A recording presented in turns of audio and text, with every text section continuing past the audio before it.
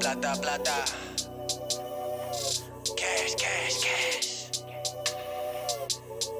Get money, get money.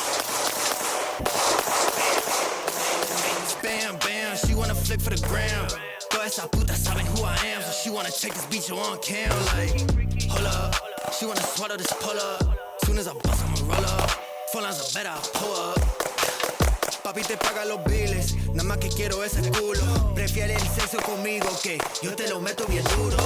I bought a Benz straight from the trap, I don't like paying no taxes. I don't need friends, solo la mami, papi te enseño a Me and my bitch, we got a bitch, yeah we treat her like a pet. She keep it G, she keep it tranqui, but she be down with the set. Ay, me and my bitch, we got a bitch, yeah we treat her like a pet. Ay, EBK if you wanna know weight, you in the Florida vet. Ay, bam, bam, she wanna flick for the gram.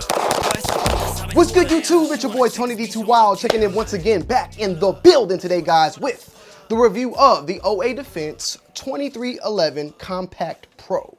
So guys, we have the Compact Pro in, and this is actually the Plus kit, so there's a little bit more to it that we will be diving into. I've been running the 2311 for quite some time, and I've had a very good time with it. OA Defense has put out a very nice product for the double stack 1911 category, but they've also did some things that a lot of people have not done in that category, and that is to make a double stack 1911 that you can carry on duty, a duty pistol, but also something good enough for the competition. Because usually when it comes to double stack 1911s, you either have something that is very competition ready, might not be drop safe, and then you have something that is more so in line with your duty carry pistols, but the triggers on it is atrocious. It's something that you can't really have fast follow-up shots with, so it's hard to blend the two, but I think OA Defense did it very, very well. And with that said, this is definitely one of my favorite, just built from the ground up and very good craftsmanship of a double stack 1911, and it's obviously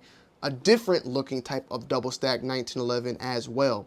It is a double stack 1911 that utilizes the P320 magazines, so keep that in mind as well. And this one in particular is ported, and it's a good port, two small little ports on the side that also go in line, of course, with the slide itself and helps with that muzzle rise. But the gun is built very well overall, that there's not that much recoil as is, but those ports do help, and they do not, in my opinion, bring in a very louder type of hearing overall, because it's not that small of a pistol that you see on some more compact or subcompact styles like Hellcat Pros and P365s. So I don't find it to be extremely loud, but then again, I did shoot it mainly outdoors, so I will also put that in mind. But from what I have shot so far with those type of ported guns, this one was not bad at all. So I want to go through at least some of the specs real quick, of course, and then we'll dive in more about my thoughts and opinions on it, just to knock this out the park real quick. Of course, this is a 9mm. The barrel length is 4.25. The dimensions is 7.75 on the length, 5.1 on the height,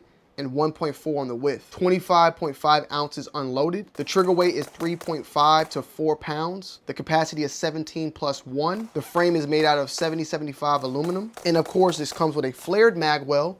It also comes with 4 optic plates that you can switch out, as well as front sights you can switch out as well. You can see on this one, we have a hollow sun and the typical RMR with a sight that is in front of the optic.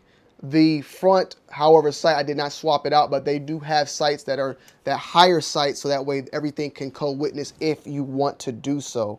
In this particular setup, I did not have that front sight. I don't have the tool to do it, but down the road, that is something that I may do overall. You can see though the mag well, how it is right here, and that is a bigger mag well that allows you to run the 17 round magazine and have it be fully flushed.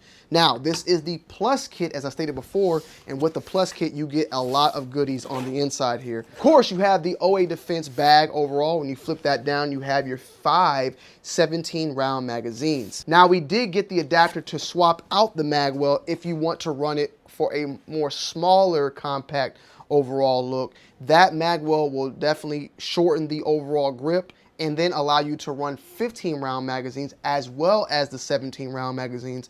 However, there will be a slight extension on that will poke out. It won't run flush with 17, but it will run flush with 15. However, with this setup, how it is, you can run 17 rounds, but you cannot run the 15 rounds. Swapping them back and forth, taking the mag well and swapping it out is not really that hard of a task either, and it is an option that you can decide to do if you would like to do that. But you get that as well, and then on this portion on the back end, that's where the gun goes in its sleeve. You also have the mag well that I talked about as well if you want to swap that out, and then I was also sent some 15 round magazines. Now this was sent out via OA Defense to test out and do some testing overall, and I had a great time with it.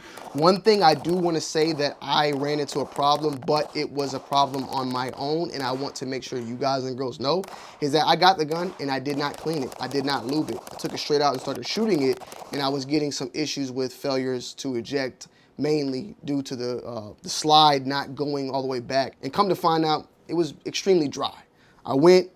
I applied some gun butter on the gun, and it eliminated all of my failures on the slide to go back and forth. So this is definitely a gun you're definitely going to want to run wet, keep her wet, especially out the gate when you first get her out there. But after that, since then, even now, like, I still have a good amount of lube on the gun, and it has not given me no issues whatsoever. We did do a range day video though, where you could see me running into the issues, and at that time that gun was extremely dry. And it's something that a careless thought on my end to not bring lubricant with me. And yeah, I learned in the long run that it wasn't the gun, it was my carelessness. So with that said, definitely though, when you get this bad boy and clean it, make sure you have everything nice and oiled up, especially with it being ported. You know, you want to make sure that thing is able to go back as smooth as possible, because with ported guns, you're going to have less pressure being pushed back on the slide than normal, because a lot of that pressure is coming out of the top.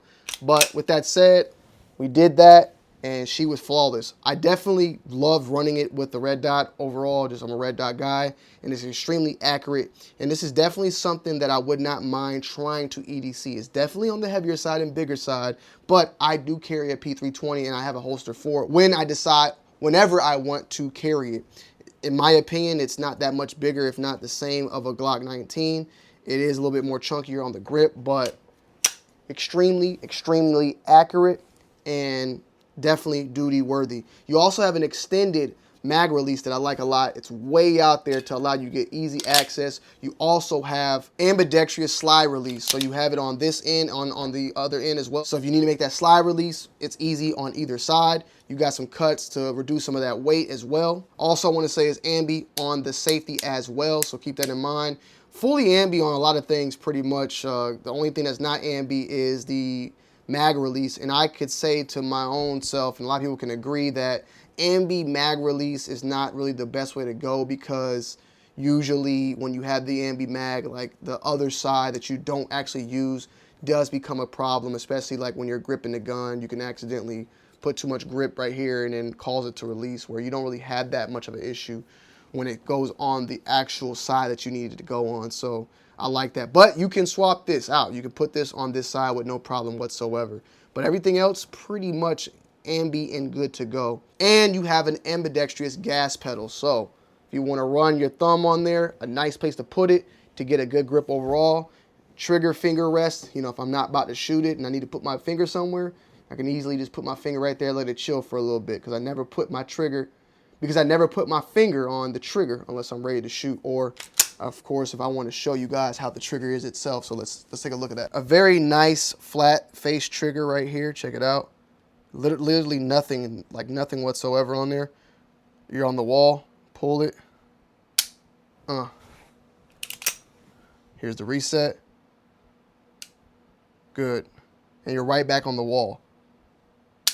Good. Nice, heavy, good quality, good build, and something ready for your duty carry, something ready for your everyday carry, something ready for if you want to take it out to competition. It's up to you. You make that decision at the end of the day. This has been a gun that I've been wanting to review for quite some time. When I initially saw them at SHOT Show, I want to say it was SHOT Show 2023 that I first saw OA Defense, because I remember going out to 2024, and that's when I actually met the people there. And then fast forward to 2025, seeing them again, and the newer stuff they have out, which I believe is like the 2311, but with a full aluminum frame as well, or something. It's some holy grail upgrade from even this. With that said though, man, definitely a gun we could definitely do some follow-ups on. If you have any questions, feel free to comment down below in the comment section. As always, I love y'all. I appreciate y'all as always as well.